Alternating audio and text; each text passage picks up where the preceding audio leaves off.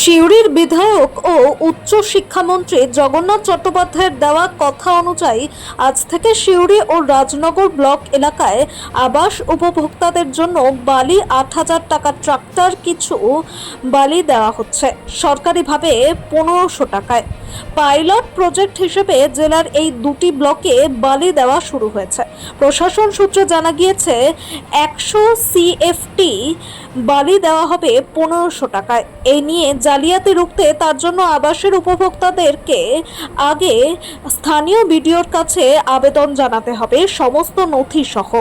সেই নথি খতিয়ে দেখে বালি দেওয়ার সরকারি চালান তৈরি করা হবে, যার এক কপি চালান যাবে স্থানীয় থানার কাছে। তবে বালি অন্য মাধ্যম দিয়ে কিনলে সরকারি চালান সহ দাম পড়ে প্রায় ৮,০০০ টাকা। বালির চড়া দামের জন্য অনেক আবাস উপভোক্তা বাড়ি করতে পারছিলেন না। সরকারিভাবে কম দামে বালি পাওয়ার খবরে খুশি উপভোক্তারা। উল্লেখ্য, সিউড়ির বিধায়ক তথা রাজ্যের মন্ত্রী আগেই বলেছিলেন এই প্রজেক্ট চালুর কথা। সেই মতোই বীরভূম জেলা প্রশাসন আজ থেকে এই কাজ শুরু করলো। সাধারণ মানুষের জন্য খুবই ভালো খবর। আগে মানুষ বালি ৩,০০০, ৪,০০০, ৫,০০০ কিনতো, কিন্তু এখন বিধায়ক জগন্নাথ দা আমাদের বলেছিলেন, ভোটের আগে আশ্বাস দিয়েছিলেন, যা সেই আশা পূরণ হয়েছে। সাধারণ মানুষরা এখন আবার যোজনা বাড়ি খুব ভালোভাবে করতে হবে। ১,৫০০ বালি আশা করি গরিব মানুষরা সবাই কিনবে। হ্যাঁ, প্রচন্ড বালি বলে বলে বলে পাওয়া যাচ্ছিল না। বালি একে বলছিলাম, তো একদিন বললে ১ মাস পর, ১.৫ মাস পর, তাও অনেক অধিক পয়সা দিয়ে কিনতে হতো। সেইটা থেকে আমরা অনেক আশা, জগন্নাথবাবু বলেছিলেন যে হ্যাঁ, বালি আমরা যদি ক্ষমতায় আসি নিশ্চয়ই বালির দাম কমবে। হ্যাঁ, এখন দেখলাম বালি এখন ১,৫১২ থেকে ১,৫০০ পাওয়া যাচ্ছে। প্রচন্ড পাবলিক সবাই আমরা প্রচন্ড খুশি আছি। দাদার এই আশ্বাস দাদা দিয়েছিলেন, তার আশ্বাস আমরা রেখেছি, তার জন্য ওনার কাছে আমরা কৃতজ্ঞ জানাই। অসংখ্য ধন্যবাদ। আপনার নাম? আমার রঘুনাথ দাস, গ্রাম তেলপাড়া, সিউড়ি। অনেক সুবিধা হবে। যারা ধরুন বাড়ি পাচ্ছে সরকার থেকে, হ্যাঁ, তাদের তো অ্যামাউন্টটা অনেক কম। সেই অনুযায়ী যদি যে বাড়িটা ধরুন ৫,০০০ টাকা, ৫,৫০০ টাকা, ৬,০০০ টাকা কিনতেও ছিল, সেখানে তো ওরা বালি কিনবে না, পাথর সেই অনুযায়ী বালি যখন দাম কমে গেছে, একটা গরিব মানুষের জন্য অনেক সুবিধা।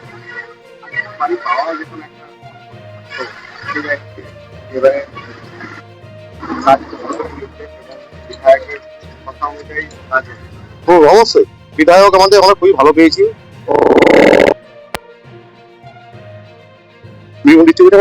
আরবান তো নয়, এখানে খেটে খাওয়া মানুষ বেশি।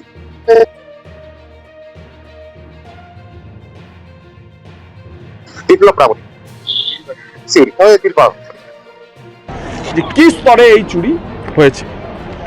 দ্বিতীয়, আমরা বলেছিলাম, সেদিনই সিদ্ধান্ত হয়েছিল যে আমরা আবাস যোজনার উপভোক্তাদের সস্তায় বালি দেব। যেভাবেই হোক এই ব্যবস্থা জেলা প্রশাসনের অধীনে করতে হবে। তা নিয়ে বীরভূম জেলা প্রশাসন ভূমি দপ্তরকে সঙ্গে রেখে প্রাথমিকভাবে ১০-১১টি ব্লকে এই কাজ শুরু করছেন। সিউড়ি ১ নম্বর, রাজনগর, সাঁইথিয়া, ময়ূরেশ্বর, রামপুরহাট, লাভপুর, বোলপুর, এই কয়েকটি ব্লকে প্রাথমিকভাবে সামনের মাস থেকেই আমরা এটা চালু করে দেবো। এই মাসে ৭ দিন ১০ দিনের মধ্যে যে বাংলার বাড়ি, অর্থাৎ যারা পেয়ে গেছে, যাতে সেকেন্ড ইনস্টলমেন্ট আসবে, এবং প্রধানমন্ত্রী আবাস যোজনা প্লাসের আবাস প্লাসের সার্ভে চলছে, নতুন করে আবাস যোজনা সার্ভে হবে। তো সেই সার্ভেতে যাদের নাম উঠে আসবে সেই উপভোক্তাদের আমরা যে চলতি বাজার রেট তার থেকে কমে ১,৫০০ টাকা, ২,০০০ টাকাতে ট্রাক্টর পিছু বালি দেওয়ার ব্যবস্থা করব। এই মডেল যদি আমরা এখানে ৮টি-১০টি ব্লকে প্রথমে সাকসেসফুল করতে পারি, বিডিও তদারকিতে এটা হবে।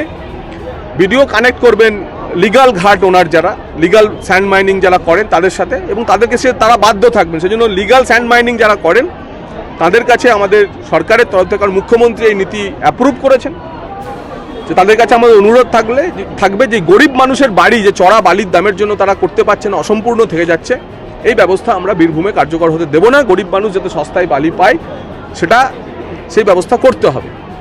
এবং তারা যারা লিগাল ঘাট ওনার আছেন, তারা যাতে প্রশাসনের সঙ্গে, এরপর যখন বিডিওরা তাদের সঙ্গে ৮-১০টি ব্লকের বিডিওরা তাদের সঙ্গে যোগাযোগ করবেন, তারা যাতে কোঅপারেট করেন, তার অনুরোধ আমি আজকে রেখে গেলাম।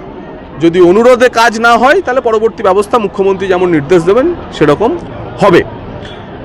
প্রাথমিকভাবে 10-11টি ব্লক, এরপরে বীরভূমের সব ব্লক, এবং এই বীরভূম মডেল সাকসেসফুল হলে ভবিষ্যতে সারা রাজ্যে এই কম দামে উপভোক্তাদের, আবাসের উপভোক্তাদের বালি দেওয়ার ব্যবস্থা এই সরকার করবে, কারণ মুখ্যমন্ত্রী এই সিদ্ধান্তকে নীতিগতভাবে অ্যাপ্রুভ করেছেন। আমরা এটা করা শুরু করলাম। অনুব্রত মণ্ডল হোক আর যেই হোক, আইনের পথে চলবে। যেভাবে ওনারা লোকের কাছে অনৈতিকভাবে টাকা তুলেছেন, যেভাবে বিজেপির কর্মীদিকে গাঁজার কেস থেকে শুরু করে মিথ্যা কেসেও ফাঁসিয়েছেন, স্বাভাবিকভাবেই সরকারের যে স্ট্যান্ড, এই সমস্ত লোকদিকে ছাড়া যাবে না। আইনের শাসন প্রতিষ্ঠা হয়েছে, আইনের পথে চলবে। আজকে জামিন খারিজ হয়েছে, এখন আমরাও দেখব এই ধরনের লোকদের আদালত কি ধরনের শাস্তি দেয়।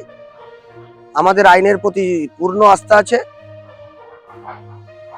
রাজ্যে আইনের শাসন প্রতিষ্ঠা হয়েছে।